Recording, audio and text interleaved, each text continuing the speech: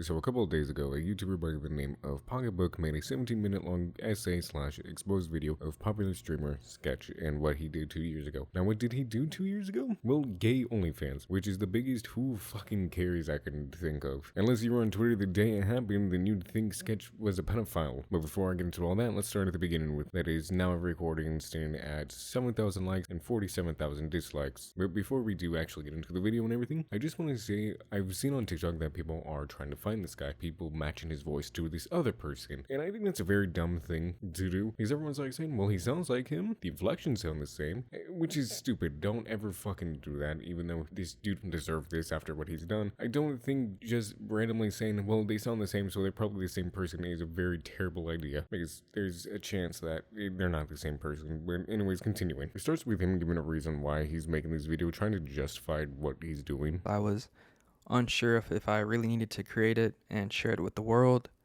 However, I did go to school for journalism. In NJ school, they taught us if a story meets the standards of timeliness, proximity, interest, controversy, sensationalism, prominence, and novelty, according to Shoemaker et al. 1987, it is newsworthy and it needs to be shared with the public. But this isn't journalism. I myself wouldn't clarify this video as journalism. Maybe you might, Pocketbook, but how I see this video is an expose / drama video. And if you have to reach that far by saying, well, I was taught this in school to give a reason why you're making this video, that's not good journalism. That's just making an excuse. Now let's skip ahead in this video to another point, since right after this he just talks about what Sketch did 2 years ago. After this is really where I kind of got tripped up when I was thinking about how to write about this and create a video, because I thought to myself, is all that I really have to say that Kylie Cox initially started out as a adult content creator? That's not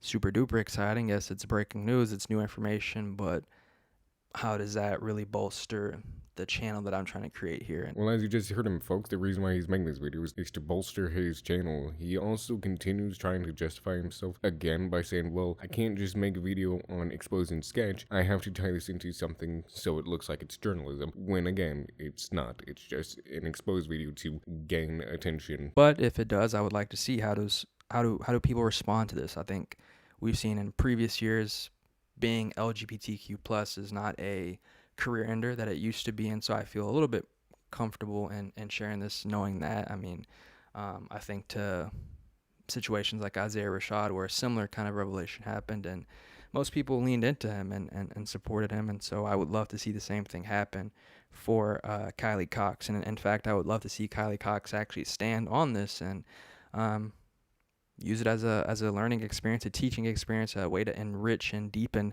his presence online and his partnerships. And I'd love to see how his partnerships respond. So you're doing this just because you wanted a fucking reaction? What Pocketbook says right here, I feel is the most telling, or the reason behind this video, because throughout it, he's hiding behind, well, this is journalism, when in reality, it's not. It's someone who found something they knew could get them a lot of attention and probably a whole lot of fucking money, since they are monetized. They didn't care for what would happen to Sketch or anything around him. They just wanted that attention, like a whore. And if you were on Twitter the day this dropped, you'd think, like I said, Sketch was a fucking pedophile or at least a murderer, due to how vague everything around it was, until you actually found out what the reason was, and it's like, oh, well, who fucking cares? Cool, he did gay shit for money. Dude, I would do gay shit for money if it paid well. It's not even a fucking joke. I'm going off script, but also going off me saying, well, it's the biggest who fucking cares. Well, a lot of people did care about it, to the point where Sketch cared a lot, and even alluded in a live stream where he had to apologize. He felt like he had to apologize, even though he didn't need to apologize for the shit he did. He alluded to that he was gonna kill himself. I'll be honest, plan A was, and I will say candidly, was to probably probably to call it quits if this ever came out.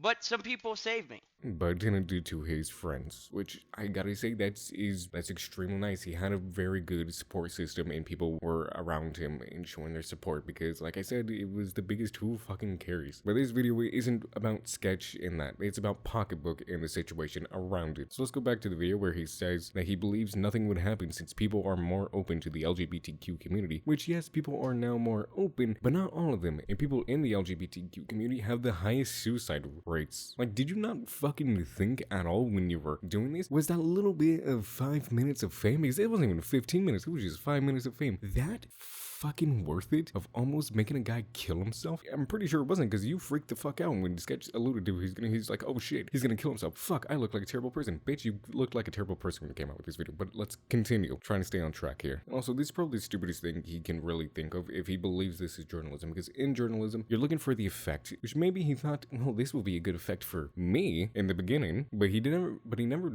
thought of the effect it would have on Sketch or everything surrounding him, his friends, his family, all those sponsorships. Now that we're done with the whole Sketch video, let's move on to the Schizo community post that Pocketbook has been posting. And in his first community post, he says, well, things have been well the past 24 hours. And like, yeah, I wonder why, dick one. His second one is in Robert J. Oppenheimer quote, the I am become death, the destroyer of worlds quote, for some fucking reason. Ooh, philosophy in this shitty ass fucking journalism I see. And the third community post is him saying, oh my god, I'm so sorry. Even though he's not, he's just freaking the fuck out because, you know, Sketch alluded to killing himself, and he's like, oh fuck, I'm dying. But then the day after, he edited to a Bible quote that says, God is great, which fuck you. And if you look down at the comments, you see that it's 433. The max I saw in the comments was over 600. Now you can see in this photo that it's 26. All those 26 comments are positive and in favor of Pocketbook, and I gotta say, they look a bit sketchy. No, I'm not accusing him of using bots, but I'm very heavily implying it. Then the next day after that, he disabled all comments on not only all community posts, but also every single video, which, I mean, looking at the other videos analytics,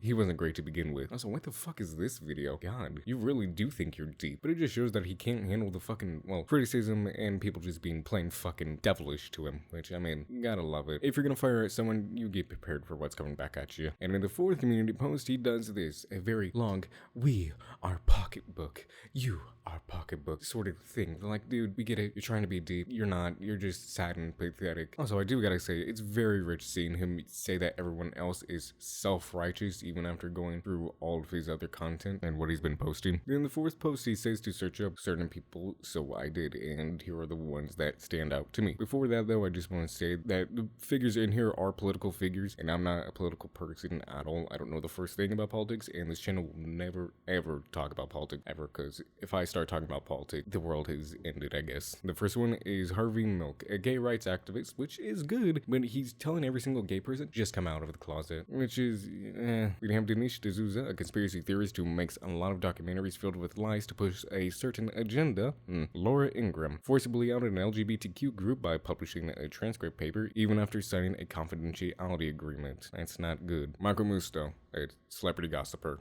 I don't know what you want me to say about that. Also, in this post, you say, now think, are we getting revenge for Sketch or helping Pocketbook succeed faster? Now, if this is you trying to compare yourself to what these people did, then you're fucking stupid, because it's not a good look. And the last one is him trying to be deep, again, with some binary code, which I'm not going to show you what the binary code is, because his whole thing is like, I want to be seen, I want to be out there, I want my deep intellectual side to come out, even though it's fucking annoying. He's like, I want people to hear me, even though no one really wants to hear you, especially when you got that fat ass breathing going on, and you know what I'm talking about, the talking, breathing, every word, especially with your nasally ass fucking voice. Now you've come to the end of the video where I'm just gonna kind of say something directly to Pocketbook. Through the time after making the video, you have done nothing but say you're sorry. In reality, you're not. You're someone who thinks that you're smarter than everyone else when you're a bumbling fucking idiot who doesn't think about the repercussions this will have on someone's life, only your fucking own. Hell, but it seems like you didn't even think about the repercussions it would have on your life because you're fucking stupid. And your only real motivation behind this video was for attention and not for journalism. Because if you truly believe this video about Sketch is journalism, then you're a terrible fucking journalist who will only be remembered as that nobody who tried to ruin someone's life for their own personal gain. Trying to be deep when you're this fucking stupid is not gonna get the reaction you wanted. It's gonna get the worst reaction, and you're just gonna become a fucking nobody who tried to revive their dead channel. I've been practicing. Like this video if you liked it, dislike it if you disliked it, and I will see you next time. Please let me know the truth.